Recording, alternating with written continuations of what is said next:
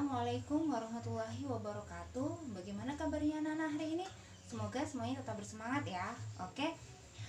Siapa di antara kalian yang suka jalan-jalan?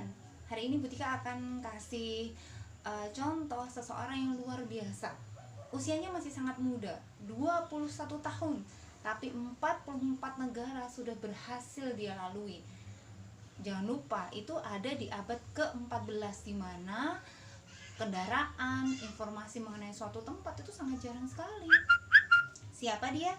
Dia adalah Ibnu Battuta.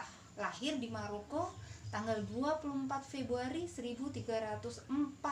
Wow, usianya masih sangat muda dengan perjalanan yang begitu panjang.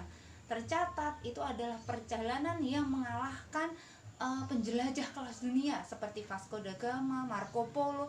Wah, libas habis sama dia. 120 km tercatat sebagai perjalanan yang luar biasa. Tempat-tempat yang pernah dikunjungi ada Tanzania, ada Tiongkok, ada Uzbekistan, bahkan sampai tercatat beliau pernah singgah di Indonesia. Di mana? Yaitu di Samudra Pasai. Dalam bukunya diceritakan beliau melihat banyak di tanah Jawa itu, di Nusantara banyak sekali kerajaan-kerajaan Islam. Kemudian juga singgah di sana, dan salah satunya adalah yang luar biasa tercatat dalam perjalanannya mengenai adat istiadat Nusantara. Dan salah satunya adalah tak lupa dia mencatat tentang flora fauna khas. Kalian tahu nggak, ada flora yang endemik yang dicatatkan oleh Ibnu Battuta di Nusantara, yaitu adalah pohon kemenyan, yaitu pohon endemik Indonesia yang tidak ada di negara lain. Luar biasa. Dan apalagi beliau, oke? Siapa di antara kalian yang suka jalan-jalan? Hari ini Butika akan kasih contoh seseorang yang luar biasa. Usianya masih sangat muda, 21 tahun, tapi 44 negara sudah berhasil dia lalui. Jangan lupa itu ada di abad ke-14, di mana kendaraan, informasi mengenai suatu tempat itu sangat jarang sekali. Siapa dia? Dia adalah Ibnu Battuta. Lahir di Maroko tanggal 24 Februari 1304. Wow, usianya masih sangat muda dengan perjalanan yang begitu panjang. Tercatat itu adalah perjalanan yang mengalahkan penjelajah kelas dunia seperti Vasco da Gama, Marco Polo. Wah, libas habis sama dia. 120 km tercatat sebagai perjalanan yang luar biasa. Tempat-tempat yang pernah dikunjungi ada Tanzania, ada Tiongkok, ada Uzbekistan, bahkan sampai tercatat beliau pernah singgah di Indonesia. Di mana? Yaitu di Samudra Pasai. Dalam bukunya diceritakan beliau melihat banyak di tanah Jawa itu, di Nusantara banyak sekali kerajaan-kerajaan Islam. Kemudian juga singgah di sana, dan salah satunya adalah yang luar biasa tercatat dalam perjalanannya mengenai adat istiadat Nusantara. Dan salah satunya adalah tak lupa dia mencatat tentang flora fauna khas.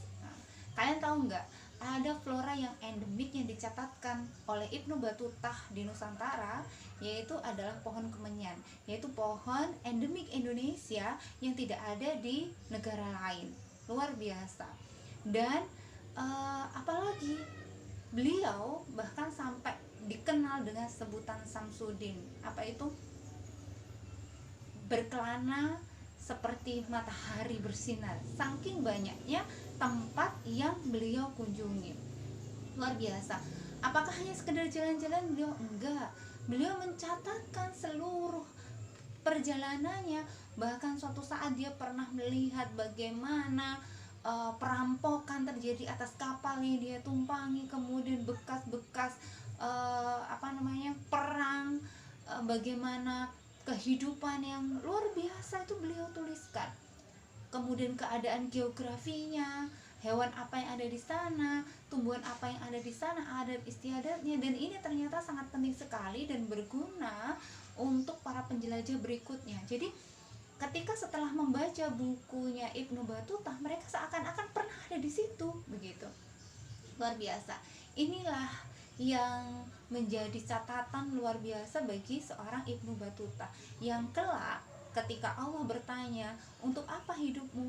Maka Ibnu Batuta bisa menjawab bahwa hidup saya itu untuk jalan-jalan. Tapi bukan hanya sekedar jalan-jalan, saya memberikan informasi yang luar biasa kepada orang-orang setelah saya, sehingga mereka tahu keadaan geografi suatu tempat, adat istiadatnya, kemudian apa saja yang ada di sana, sehingga mereka tidak akan tersesat dan mendapatkan informasi yang bagus. Maka bukunya Ibnu Batuta itu dipersembahkan bagi siapa saja yang ingin menjelajah dunia. Pertanyaannya, apa yang kalian persembahkan? Apa yang kalian persembahkan untuk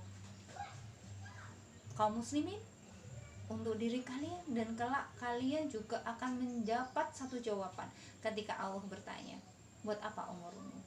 Begitu. Kalau kalian suka jalan-jalan nggak apa-apa, jadilah seperti Ibnu Batuta, yang dia bukan hanya sekedar jalan-jalan, tetapi dia benar-benar mendedikasikan dirinya, mencatatkan dirinya, kesukaannya itu juga untuk kemaslahatan umat manusia. Jadi Butika berharap mari kita sama-sama menjadikan diri kita berguna bagi manusia, dan kelak kita akan bisa menjawab ketika Allah bertanya, untuk apa umur kita? Gitu ya. Semoga semuanya ditemukan Allah di dalam surganya Allah dengan waktu-waktu yang bermanfaat, dan sisa-sisa umur kita itu semoga menjadi umur-umur yang barokah. Demikian dari Butika. Wassalamualaikum warahmatullahi wabarakatuh.